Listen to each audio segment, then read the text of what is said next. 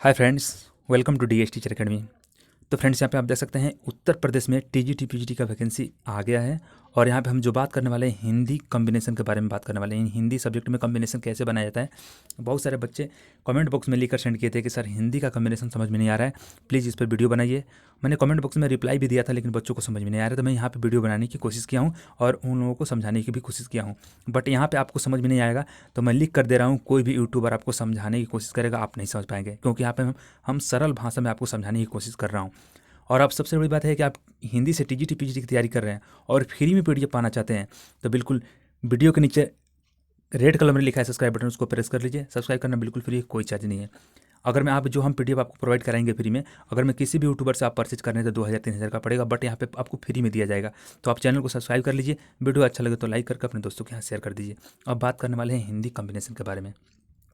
तो फ्रेंड्स, यहाँ पर आप देख सकते हैं जो कंडीशन यहाँ पर लगाया गया है हिंदी सब्जेक्ट के, जो टीजीटी में हिंदी सब्जेक्ट से अप्लाई करने वाले स्टूडेंट हैं उन लोगों का क्या कॉम्बिनेशन बनाया जाता है, कैसे कॉम्बिनेशन बनेगा, यहाँ पे बात करने वाले हैं। तो फ्रेंड्स, आप लोगों के पास बीए यानी ग्रेजुएशन तो होगा ही, बट ग्रेजुएशन में हिंदी और संस्कृत से आप मिनिमम 2 वर्ष तक, आप 3 साल तक पढ़ें तो बेटरफुल है, आप ऐसे भी एलिजिबल हैं। बट आप 2 साल तक, बहुत सारे स्टूडेंट 2 साल तक पढ़ते हैं और बाद में छोड़ देते हैं, तो यहाँ पे 2 साल तक आप हिंदी और संस्कृत पढ़ें तब भी आप एलिजिबल हैं। यहाँ पर देख सकते हैं बीए में हिंदी और संस्कृत विषय होना चाहिए 2 वर्ष तक, तो आप एलिजिबल हैं। यानी बीए में हिंदी और संस्कृत 2 साल तक आप पढ़े हैं तो एलिजिबल हैं, ओके। और साथ में बीएड भी होना जरूरी है, यानी कंपलसरी है बीएड। उसके पास अगर में ये डिग्री आपके पास में मतलब हिंदी और संस्कृत नहीं है बीए में, आपके पास केवल हिंदी है 2 साल तक, तो उसके साथ इंटरमीडिएट में एक सब्जेक्ट के साथ संस्कृत होना अनिवार्य है। ध्यान से सुनिएगा मैं क्या बोल रहा हूँ। बीए में मान लीजिए आपने हिंदी पढ़ा है और संस्कृत नहीं है, तो एकल सब्जेक्ट से आपका संस्कृत होना चाहिए, माने संस्कृत इंटर में एक सब्जेक्ट से होना चाहिए, तभी आप एलिजिबल होंगे हिंदी के लिए, ओके फ्रेंड्स। और साथ में बीएड भी होना चाहिए।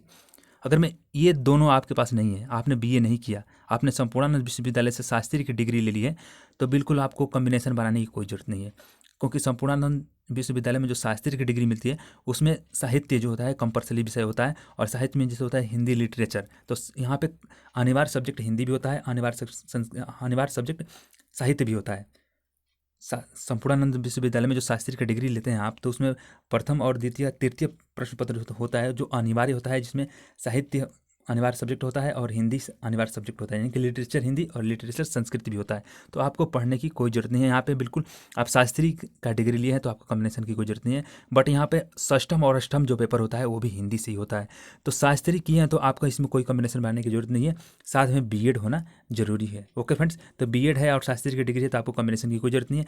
अगर मैं आपके पास शास्त्री का डिग्री नहीं है तो ये दोनों कंडीशन आपके पास होना चाहिए और साथ में बीएड, तो आप एलिजिबल होंगे, ओके फ्रेंड्स। अगर मैं आपके पास शास्त्री का भी डिग्री है और बीए है तो आप कोई टेंशन नहीं, आप भर सकते हैं। शास्त्री वाले ऐसे भी एलिजिबल होते हैं, आप नोटिफिकेशन भी पढ़ लेंगे, आप वहाँ पे लिखा है बिल्कुल शास्त्री डिग्री होना चाहिए।